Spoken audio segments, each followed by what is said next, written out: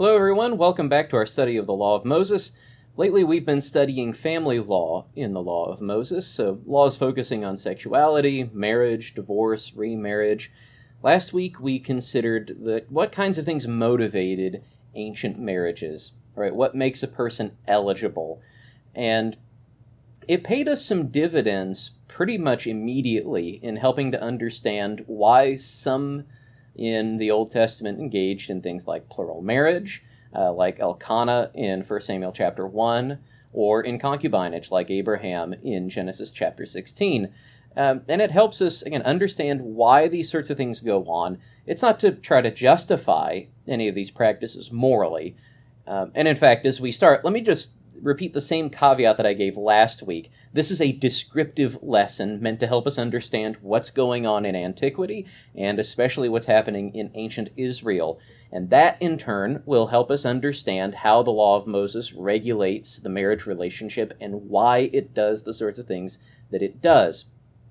In none of this are we trying to, again, justify these things morally or give some sort of prescriptive teaching on what's going on. This is not in my way of saying this is how things ought to be today. This is just describing the way things were in the time of Moses. Now that we've introduced things, I want us to consider what the Law of Moses has to say about marriage, starting with whom you can marry. So last week we looked at who you might want to marry and why. This week we're going to look at whom you can marry. Now, part of that question is clear-cut, and we'll start with that part. Let's start with the easy stuff. But another part of that question is honestly more complex than I initially thought it was going to be. I'd planned on jumping just straight into betrothal this week, and what looked like it was going to be a fairly minor point in the study turned out to be bigger than I anticipated. God's Word has a way of doing that, doesn't it? But let's start with the clear-cut and easy stuff. There are clear restrictions in the Law of Moses concerning whom a priest can marry. We're going to turn to Leviticus Chapter 21. We're going to read the first 15 verses. And the Lord said to Moses, "Speak to the priests, the sons of Aaron, and say to them, no one shall make himself unclean for the dead among his people, except for his closest relatives, his mother, his father, his son, his daughter, his brother, or his virgin sister, who is near to him because she has had no husband. For her he may make himself unclean. He shall not make himself unclean as a husband among his people, and so profane himself. They shall not make bald patches on their heads, nor shave off the edges of their beards, nor make any cuts on their body. They shall be holy to their God, and not profane the name of their God. For they offer the Lord's food offerings, the bread of their God. Therefore they shall be holy. They shall not marry a prostitute, or a woman who has been defiled, neither shall they marry a woman divorced from her husband, for the priest is holy to his God. You shall sanctify him, for he offers the bread of your God. He shall be holy to you, for I, the Lord, who sanctify you, am holy. And the daughter of any priest, if she profanes herself by whoring, profanes her father. She shall be burned with fire. The priest who is chief among his brothers, on whose head the anointing oil is poured, and who has been consecrated to wear the garments, shall not let the hair of his head hang loose, nor tear his clothes. He shall not go into any dead bodies, nor make himself unclean, even for his father or for his mother. He shall not go out of the sanctuary, lest he profane the sanctuary of his God, for the consecration of the anointing oil of his God is on him. I am the Lord. And he shall take a wife in her virginity. A widow, or a divorced woman, or a woman who has been defiled, or a prostitute, these he shall not marry. But he shall take as his wife a virgin of his own people, that he may not profane his offspring among his people, for I am the Lord who sanctifies him." So we see that the priests in general may not marry any woman who has been defiled, someone who has been a prostitute, who's been divorced. They have to be sexually pure. The high priest has the additional restriction that he can't even marry a widow either. The wife that he takes must be a virgin from among his people. Now notice in the high priest's case, there's this special concern with the holiness of his offspring, and that's why we have the additional restriction.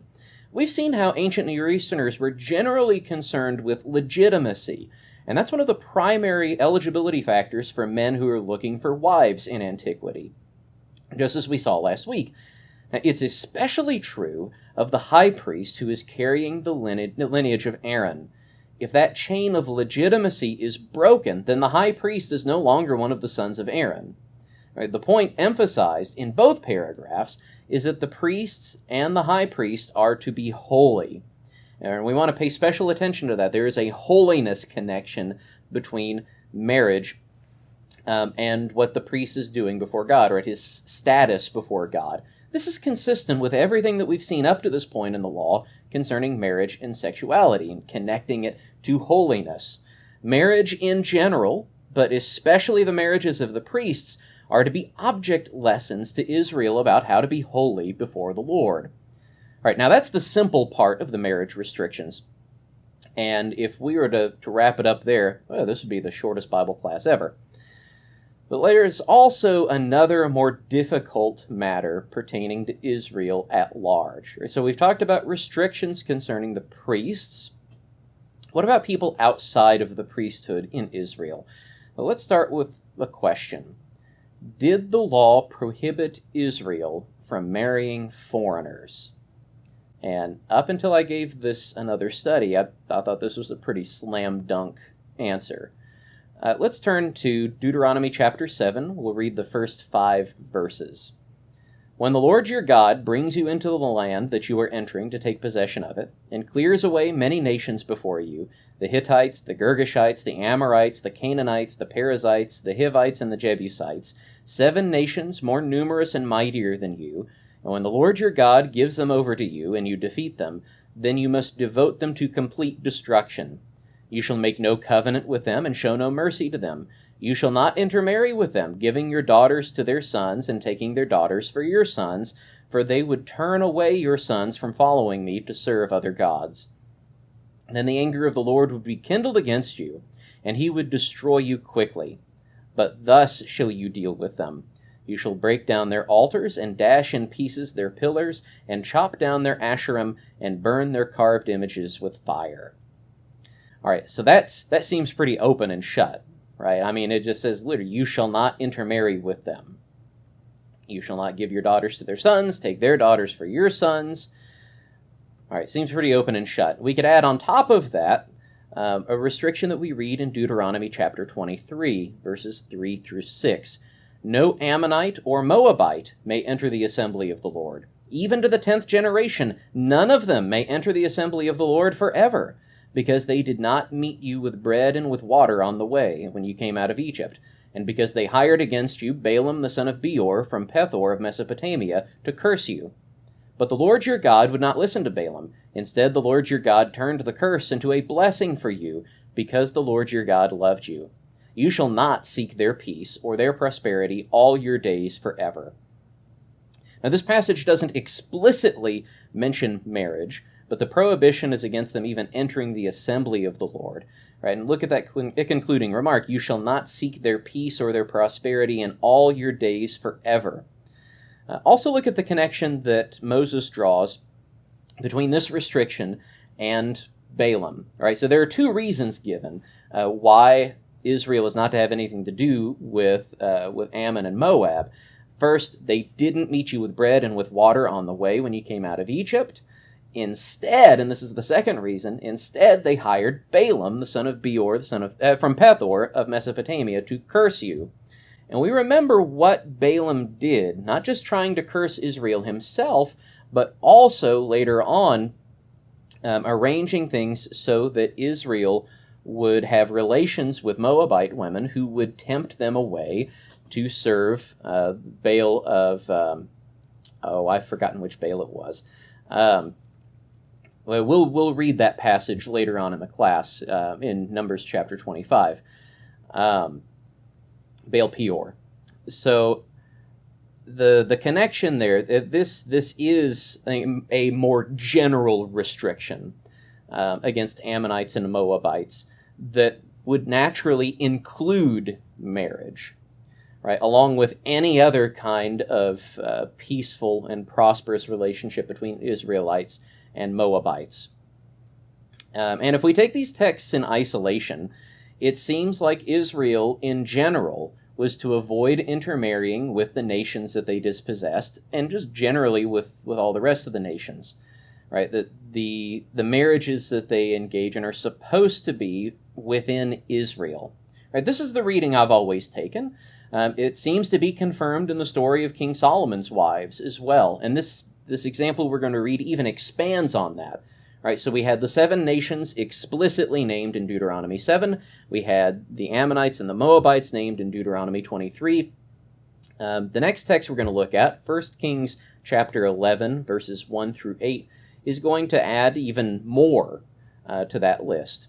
Now, King Solomon loved many foreign women, along with the daughter of Pharaoh, Moabite, Ammonite, Edomite, Sidonian, and Hittite women from the nations concerning which the Lord had said to the people of Israel, "You shall not enter into marriage with them, neither shall they with you, for surely they will turn away your heart after their gods."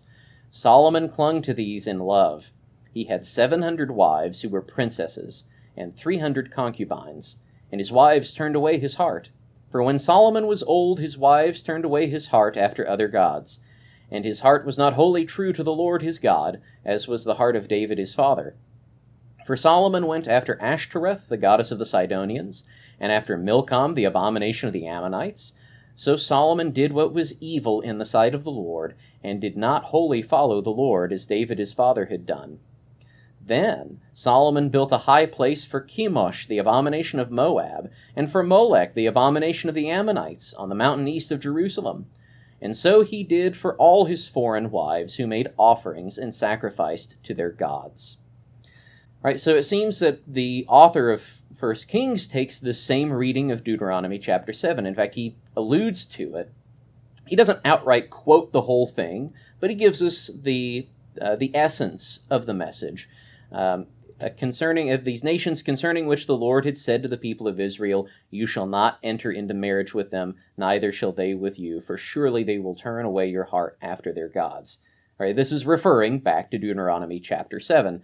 But notice, on top of that, besides the nations listed there, right, so like Solomon's Hittite wives fall under that restriction, you also have Moabite and Ammonite wives, again, mentioned indirectly in Deuteronomy chapter 23, but then on top of that, you have this marriage with the daughter of Pharaoh, and you have marriages with Edomite women. They're not mentioned explicitly in either of those earlier passages, but they are lumped in together here in Solomon's case as marriages that he should have known better than to get into, because the law says, "Surely they will turn away your heart after their gods."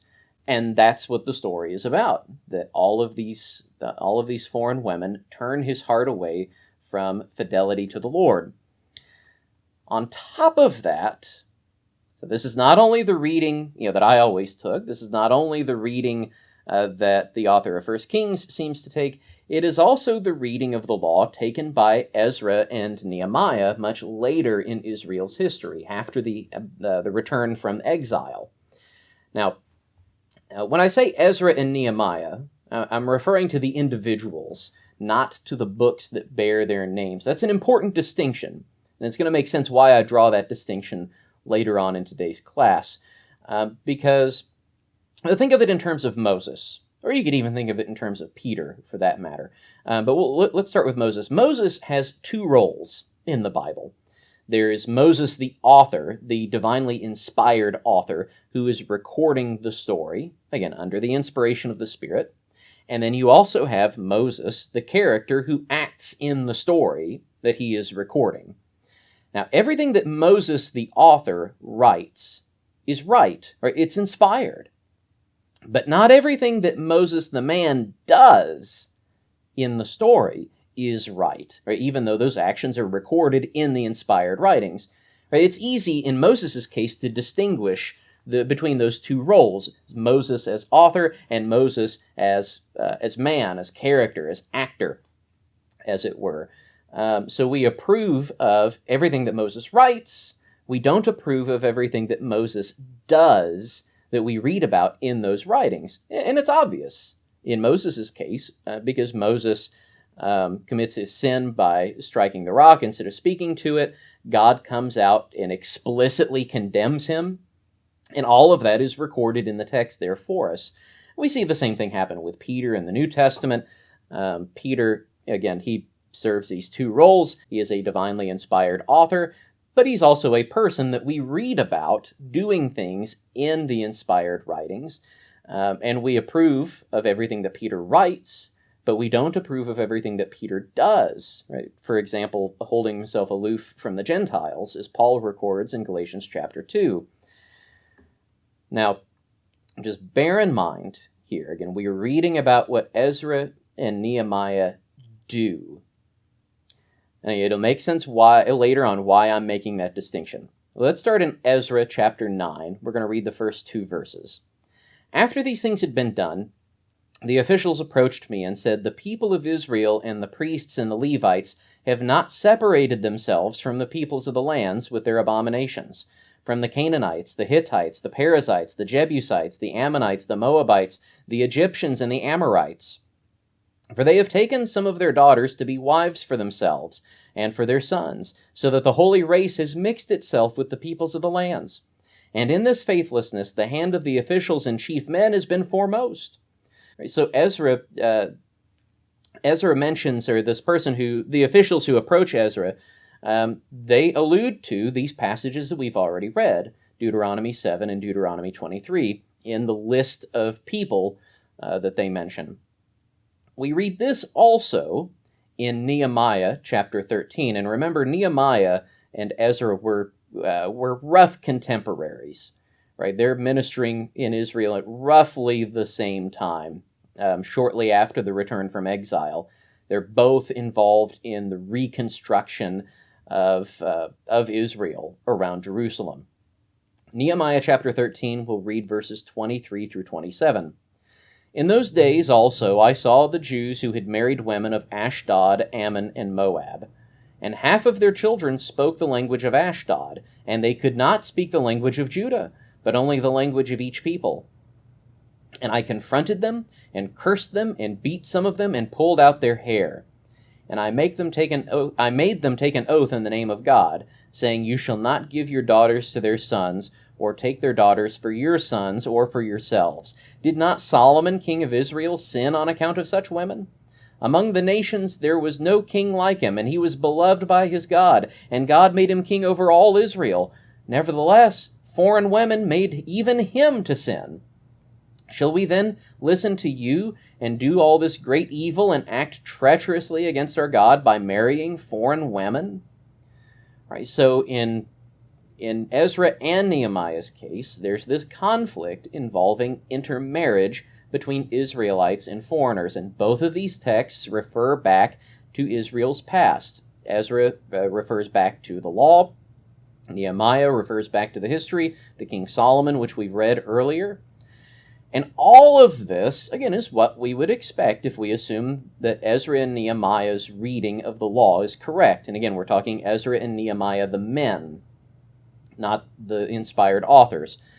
This is exactly what we would expect, right? Ashdod is a Philistine city, and if you look at Israel's history, well, of course you would never marry a Philistine, right? As we've seen, Ammonites and Moabites are generally proscribed in the law in Deuteronomy 23. Again, we read all of this list of people in Deuteronomy 7. Everything seems to match up. The only strange thing at this point, the only thing that might take us aback a little bit, if we're paying attention, is the resolution to that conflict, which we read about in Ezra chapter 10. The resolution that they come up with is to annul all of the marriages in question. Right, now, again, almost everything seems to line up to this point. So now let's introduce the problems and why this has turned into a bigger question than I thought it would. Right, I expected this point of the study to just end there. Right, just Israel's restricted from marrying foreigners. And there's some spiritual lessons in that that we're going to get to later in this class. But the problem is that those two passages from the law that we cited earlier are not the only passages in the law of Moses that deal with foreign marriage. let's turn to Deuteronomy chapter 21, and we'll read verses 10 through 14.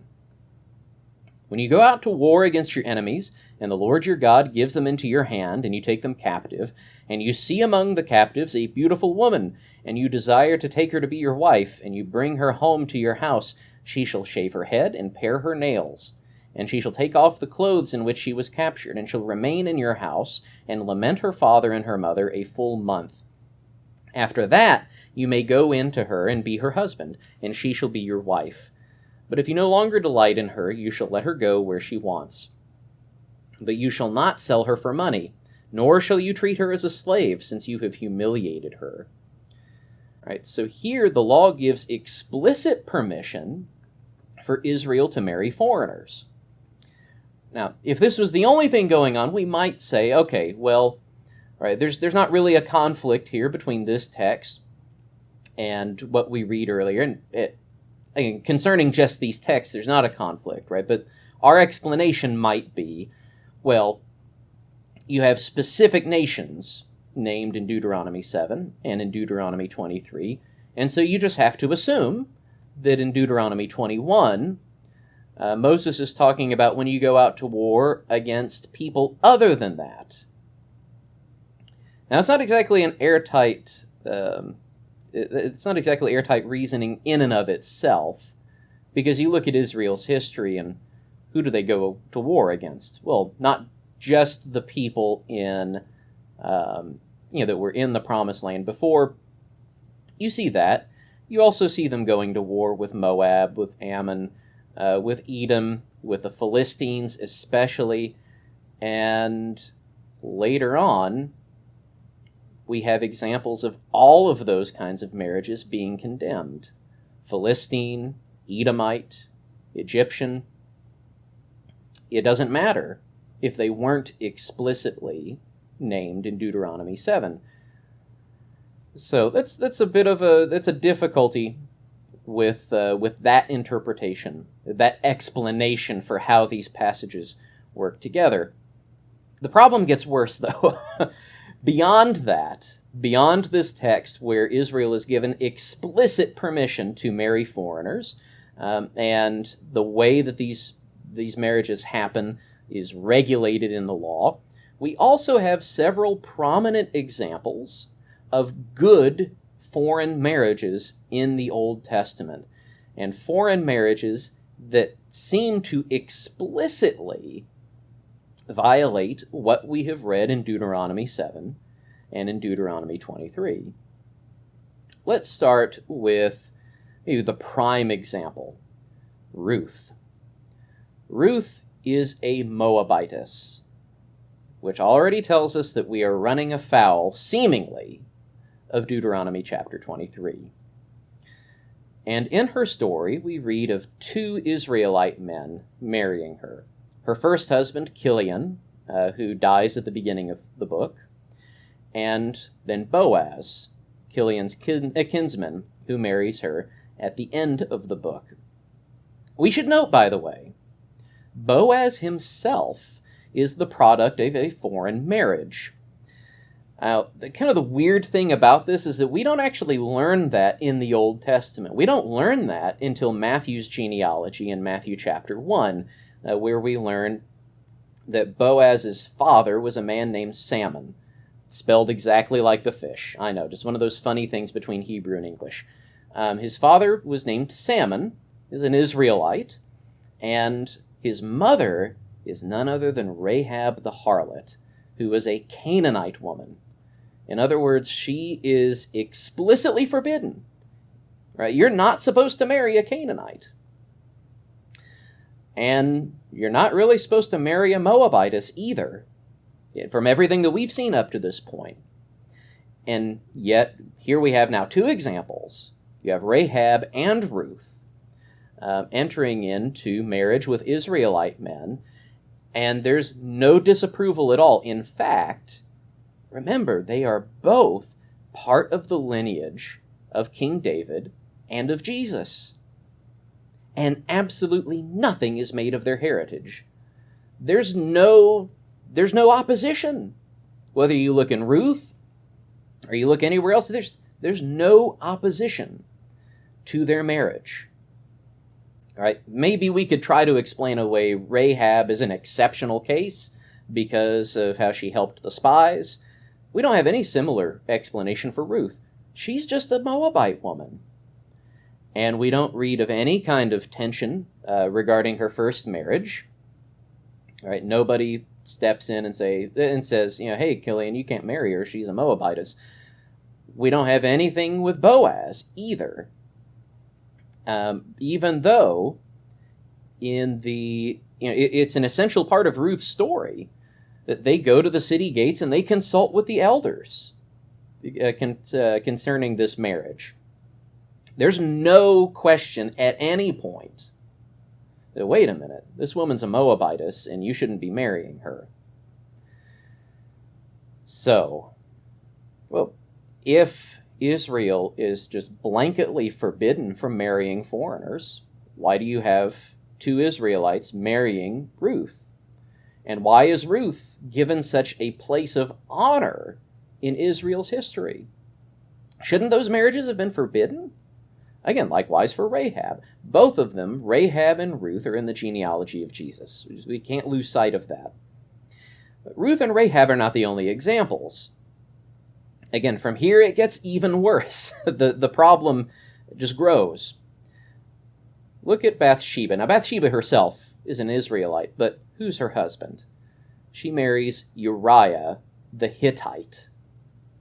Right? Hittite marriages are explicitly forbidden in Deuteronomy 7, at least according to the reading that we have taken of Deuteronomy 7, which again seems to be the same reading that Ezra and Nehemiah have taken.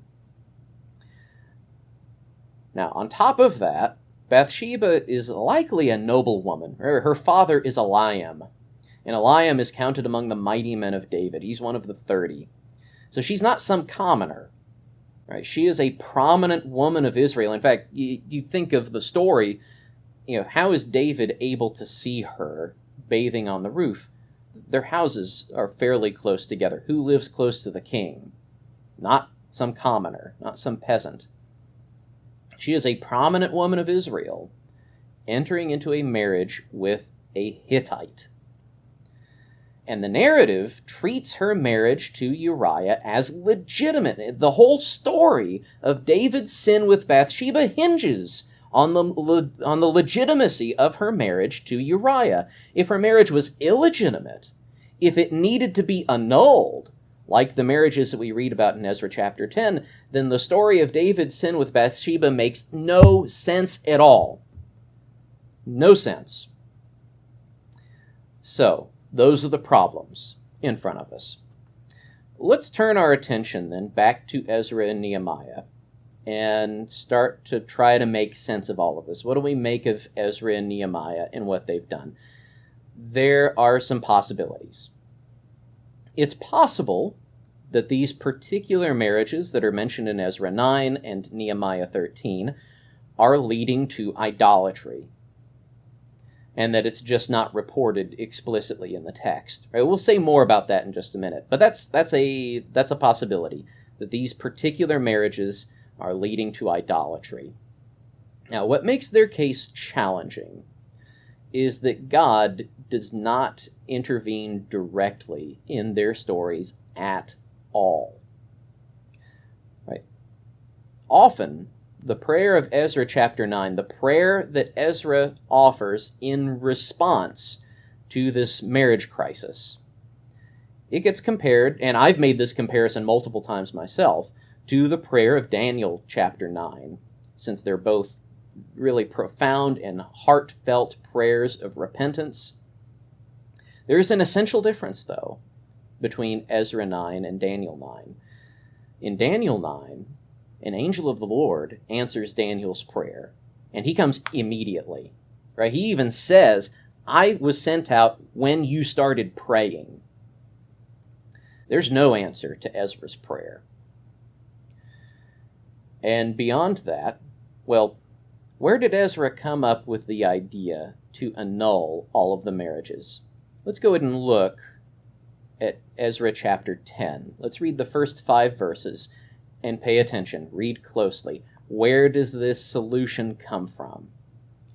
While Ezra prayed and made confession, weeping and casting himself down before the house of God, a very great assembly of men, women, and children gathered to him out of Israel, for the people wept bitterly. And Shechaniah the son of Jehiel of the sons of Elam addressed Ezra. We have broken faith with our God and have married foreign women from the peoples of the land. But even now there is hope for Israel in spite of this. Therefore, let us make a covenant with our God to put away all these wives and their children, according to the counsel of my Lord and of those who tremble at the commandment of our God, and let it be done according to the law. Arise, for it is your task, and we are with you. Be strong and do it. Then Ezra arose and made the leading priests and Levites and all Israel take an oath that they would do as had been said. So they took the oath. So where does the solution come from? It doesn't come from the Lord. It doesn't come from an angel of the Lord. It doesn't come from a prophet. It doesn't even come from the law. We'll say more about that in just a second. Instead, it comes from the people, specifically this man Shechaniah. Now, he says, let it be done according to the law. Well, what does the law tell them to do? If you're hearing crickets right now, that's because the law doesn't say what Shechaniah implies that it says. This solution to annul all of the marriages is not in the law. In fact, in most of the forbidden relationships that we read about, so we read about those in our first class in this part of the series, forbidden sexual relations. In parallel passages to the ones that we looked at, the solution, the punishment given in almost every case is death. Either that or exile. Where do we read of annulment? Where did this plan come from? It did not come from the law. Look at what Ezra doesn't do. He does not consult the Lord in what he does. All of this sends up some red flags about this whole plan in Ezra chapter 10. One thing that we should remember about the period of Ezra and Nehemiah is a general lesson about post-exilic Israel. So it's true of Israel at this point in history in Ezra and Nehemiah's day, and it's true of them later on when we encounter them in the Gospels in Jesus' day. Right, we've read the Gospels, we've read Zechariah, we've read Haggai, Malachi. Those are all the post-exilic prophets.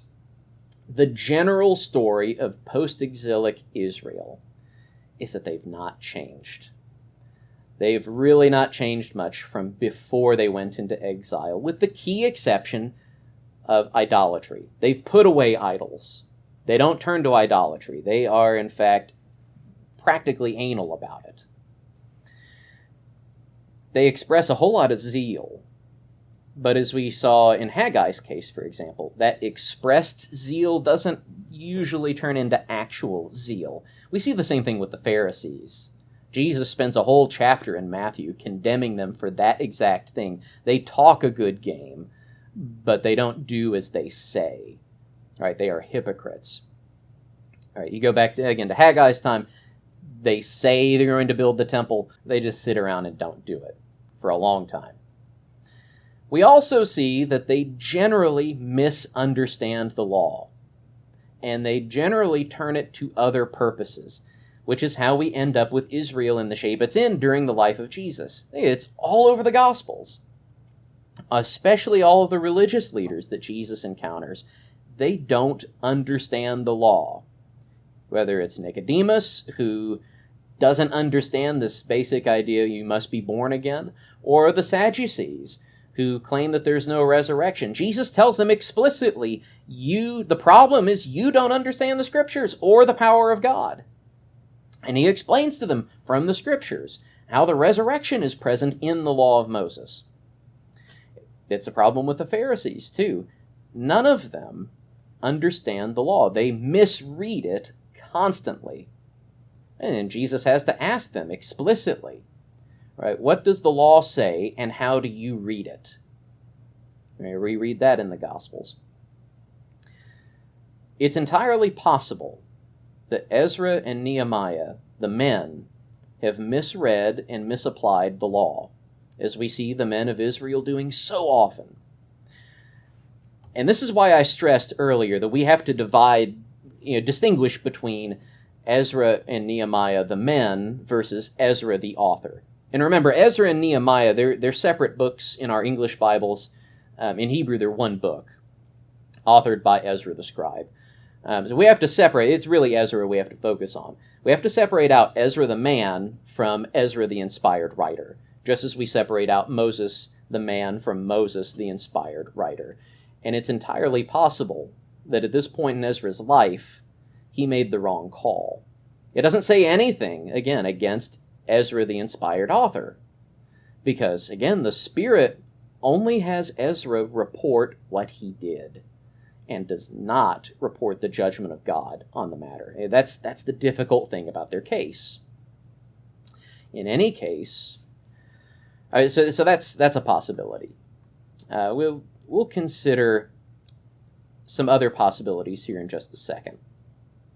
But in any case, it seems likely that we are misreading the law if we think that it blanketly forbids Israel from marrying any kind of foreigners forever. Again, you can't make any sense at all of the David and Bathsheba story if we think the law blanketly forbids Israel from marrying foreigners, and that the solution to that would have been annulment. So, if the law is not blanketly forbidding intermarriage, what is it doing? We get some key information from the laws themselves and from the examples that we cited earlier. So let's go back and consider, again, some more possibilities, not just from Ezra and Nehemiah, but from the law itself. If you go back to Deuteronomy chapter 7, this is one possibility that I have heard. I'm not completely sold on it. But it is possible that Deuteronomy chapter 7 is limited in scope to the wilderness generation. And that you look at the time frame that God puts on this restriction, right? The setting for the restriction. Let me get back up to Deuteronomy chapter 7 here. When the Lord your God brings you into the land that you're entering to take possession of it, and clears away many nations before you, the Hittites, the Girgashites, the Amorites, the Canaanites, the Perizzites, the Hivites, and the Jebusites, 7 nations more numerous and mightier than you. And when the Lord your God gives them over to you, and you defeat them, then you must devote them to complete destruction. The time frame given here is the conquest itself, right, which was carried out by the wilderness generation, right? We're talking that generation that was born in the wilderness. Remember, the generation before them died in the wilderness because they would not go in and conquer. The wilderness generation is the first generation that settles in the promised land. And Deuteronomy chapter 7 is addressed specifically to that situation. When the Lord brings you into the land, when the Lord gives these people over to you, you must devote them to complete destruction. So it is possible that Deuteronomy chapter 7 is only intended to be a blanket prohibition at the time of the conquest, in which case Rahab would be an exceptional case. Right? Rahab is still a difficulty with that, because she's a Canaanite, and because she marries someone of the wilderness generation, Salmon, the father of Boaz. But that is a possibility. One of the strengths of that is that we do find other places in the law that distinguishes between what the wilderness generation is supposed to do and what the generations following them are supposed to do. So, for example, when it comes to the sacrifices, one of the things that Moses says as he's laying out the restrictions on sacrifice, specifically where you can sacrifice, is Moses says, look, when you go into the promised land, you can't be doing what we have done here today in the wilderness. Right? He explicitly draws that distinction. This is how you're supposed to act now versus here's how you're supposed to act once you have settled the promised land. The same thing is true for some of the other war laws. Right? So we read a law concerning taking war brides, essentially. In other places, the law distinguishes between warring against people after the settling of the promised land versus the war for the promised land itself. So the law lays out all these regulations for taking spoils. Right? What can you take as spoils? How do you divide up the spoils? And Moses explicitly says this does not apply to when you go in to conquer the land. All right, so in other words, the wilderness generation, when they go in and they wage war against the Canaanites and all the other nations living in Canaan, in the promised land,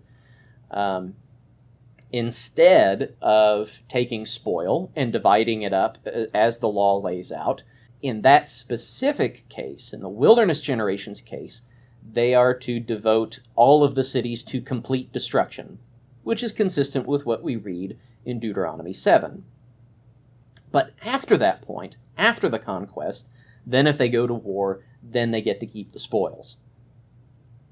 So that is a strength of that interpretation.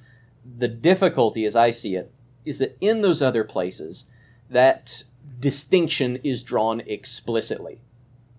Here's what you may do, or what you're supposed to do, after you settle the promised land, versus here's what you do now as part of the wilderness generation, and that distinction is not drawn explicitly in Deuteronomy chapter 7. So I think it's reasonable. I'm not completely sold on it. It's a possibility. The other possibility is that when you look at Deuteronomy chapter 7, the main concern is Israel's spiritual state. In fact, the way that passage concludes is like, here's the way that you treat them. You destroy all their idols. And at that point, the focus on marriage is completely out the window. Right? You destroy their idols. So the main concern is that Israel not go after other gods. And obviously, for all of the good examples of intermarriage that we have in the Old Testament, we have just as many, if not more, bad examples of intermarriage. Cases like Jezebel marrying Ahab, or like Solomon's wives. And there are numerous others.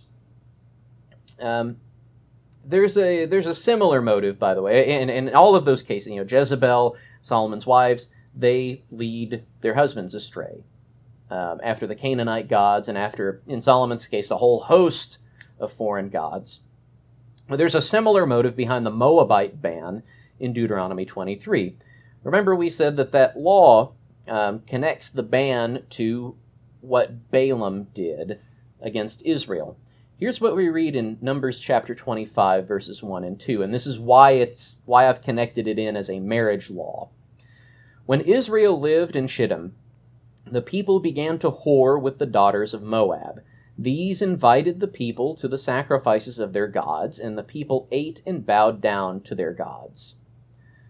All right, so what happens to Israel, this is right after Balaam tries to curse Israel, and we read later on in the law that Balaam is responsible for what's happening here in Numbers chapter 25.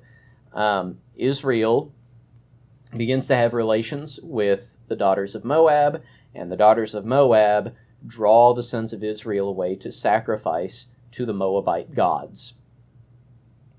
So the same motive as we see in the marriage ban in Deuteronomy chapter 7.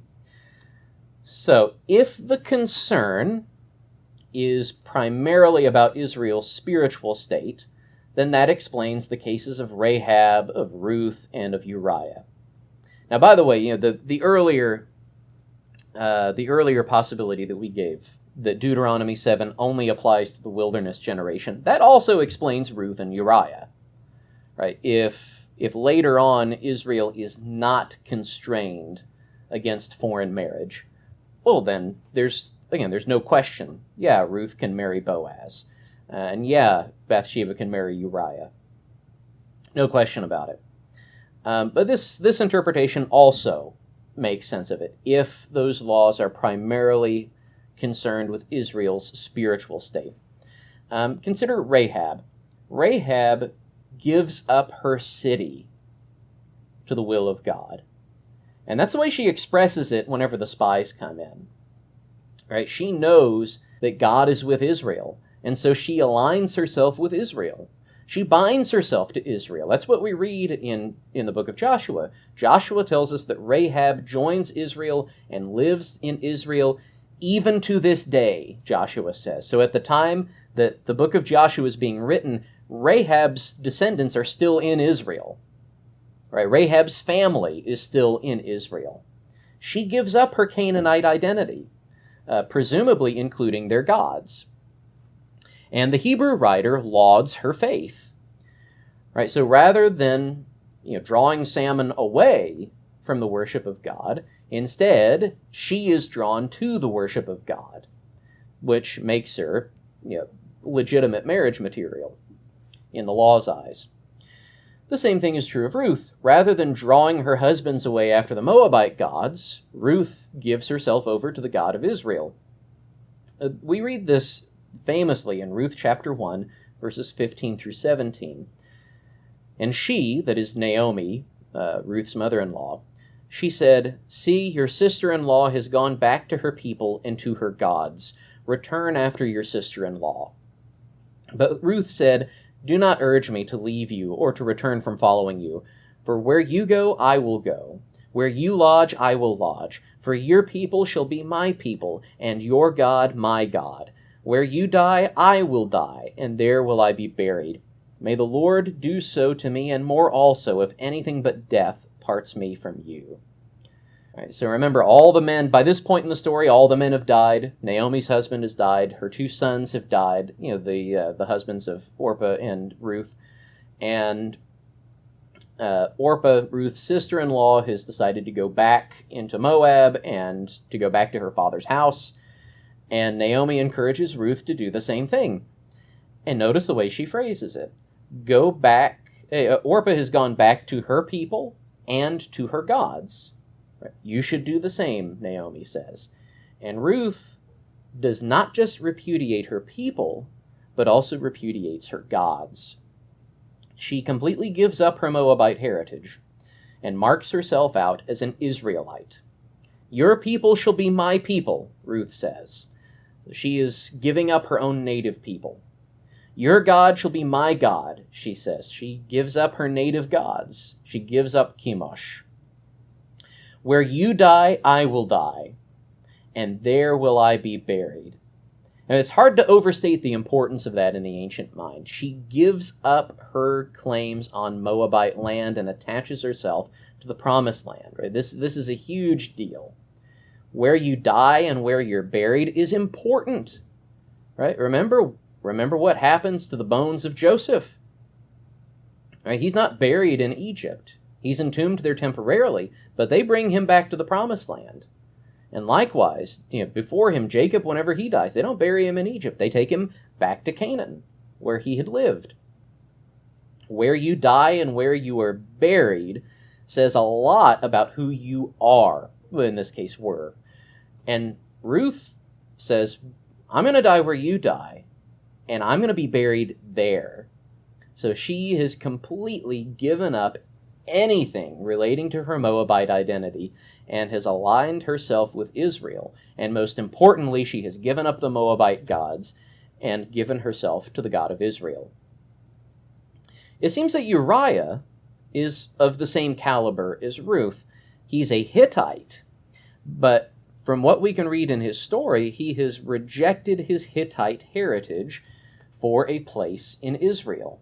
Much of that is evident in the story itself. You can see Uriah's devotion in the way that he refuses to go back to his house.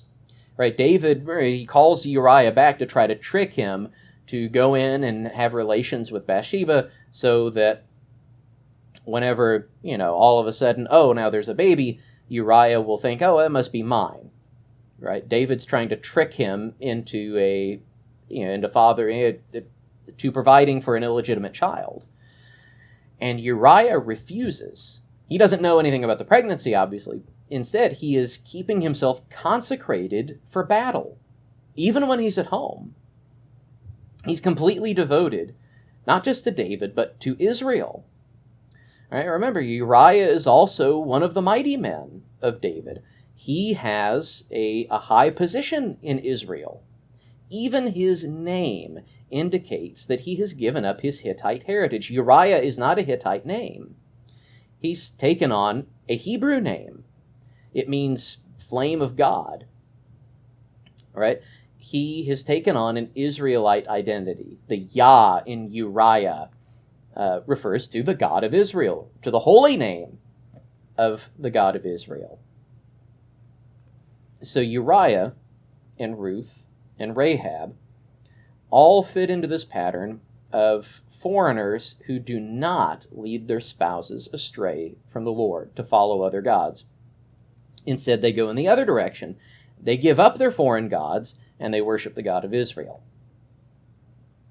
So let us return one last time to Ezra and Nehemiah, because part of the difficulty with Ezra and Nehemiah, with their case, what they do in their stories, is that this spiritual element of the law that we see in the law itself, that we see in the lives of Rahab, Ruth, and Uriah, it's secondary at best in Ezra and Nehemiah's cases. And at worst, it's just flat out absent. Right? Nehemiah at least mentions Solomon's idolatry, which came about through his foreign wives. So it's at least somewhat present in Nehemiah's case. But here's the thing, there is no evidence of idolatry in the book of Nehemiah.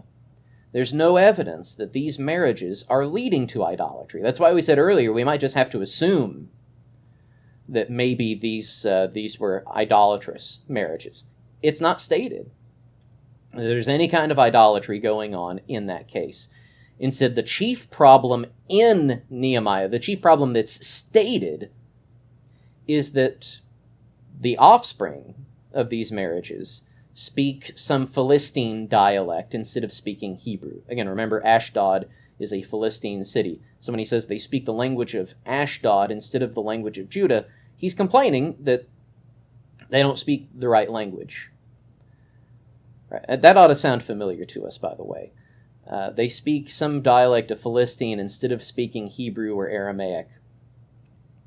In Ezra's case, the spiritual component is completely absent.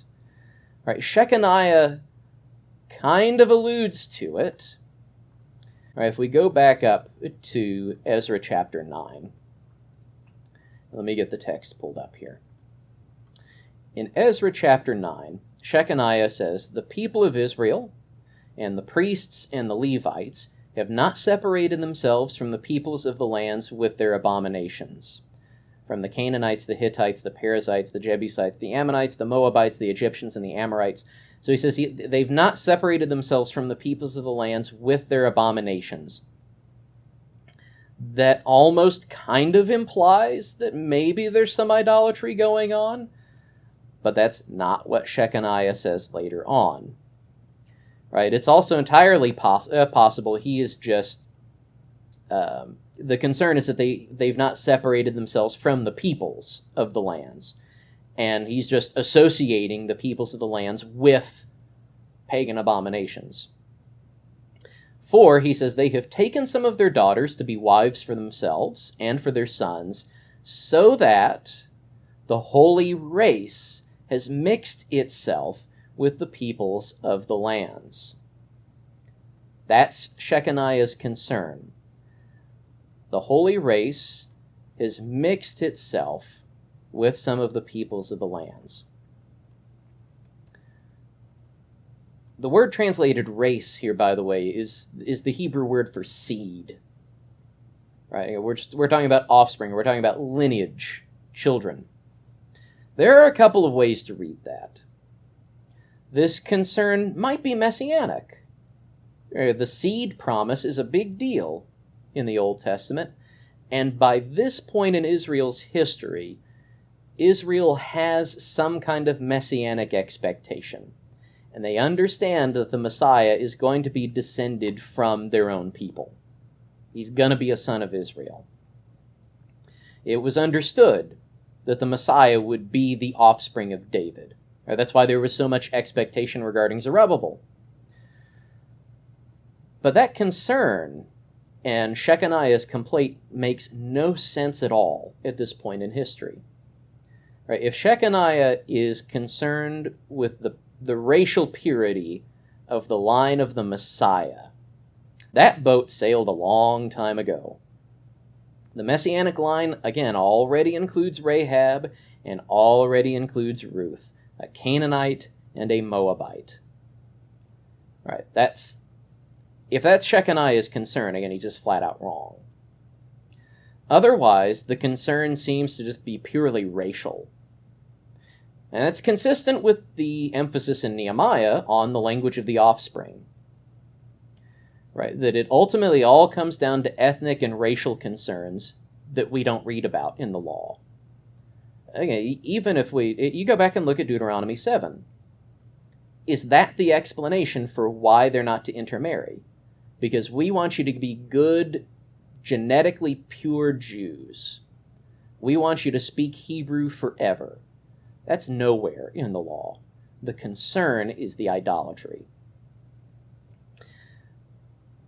So it could be, again, that the people of this day have just completely misread the law, and they're reading in a racial element to the law that the law, Moses didn't intend. That's not there in the law. This is also consistent, by the way, with what we see in the Gospels.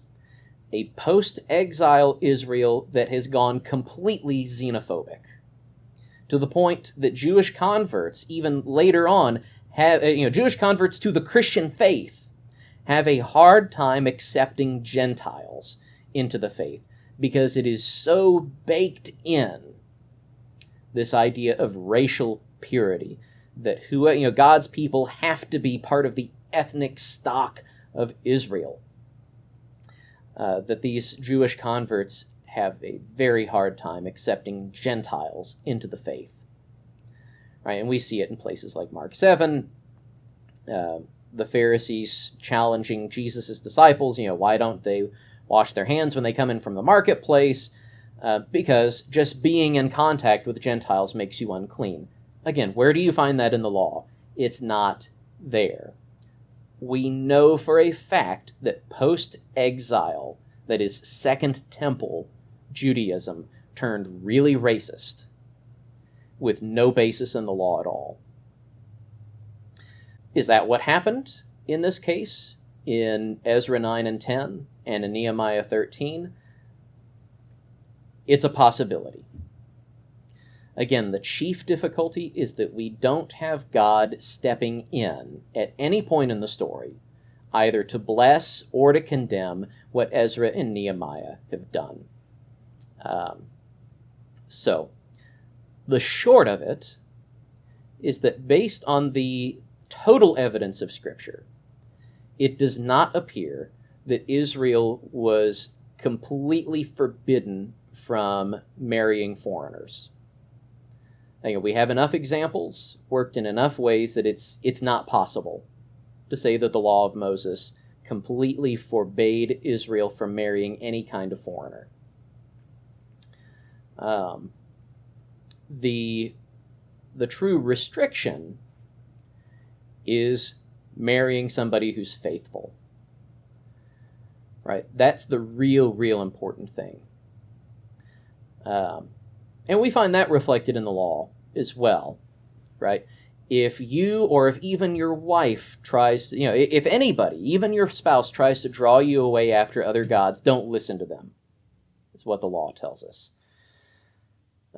in other places. So, that, I feel like I've learned a lot this week studying this topic. Again, just at the outset, going into this study, I have always thought and always taught that Israel was just completely forbidden from marrying foreigners. At this point, I think that that's a misreading of the law. So, in the law of Moses, again, they are permitted to marry foreigners under certain conditions, under certain circumstances. So that leads us, again, up to marriage itself. And as far as I know, there's not anything else that we need to describe or study before we get into betrothal and marriage itself. So Lord willing, and we always have to say Lord willing, next week that will be the focus of our study. We appreciate your time. Thank you so much for taking time out of your day to listen to this material, and I hope that it has been edifying to you and that you've learned something. And in the end, we hope that everything that we do equips us to be more faithful in our service to God. Right? Because the spiritual lesson of marriage in the Old Testament is still applicable today. Your spouse is going to have a huge impact on your spiritual life. And so you should choose wisely. And you should always, a lot of us watching this are already married. Remember, you're a huge part of your spouse's spiritual life. And this is a good opportunity to question, are you being a good influence in your spouse's spiritual life? So some things to think on and pray on as we move forward. But until next time, we'll see you later. Bye-bye.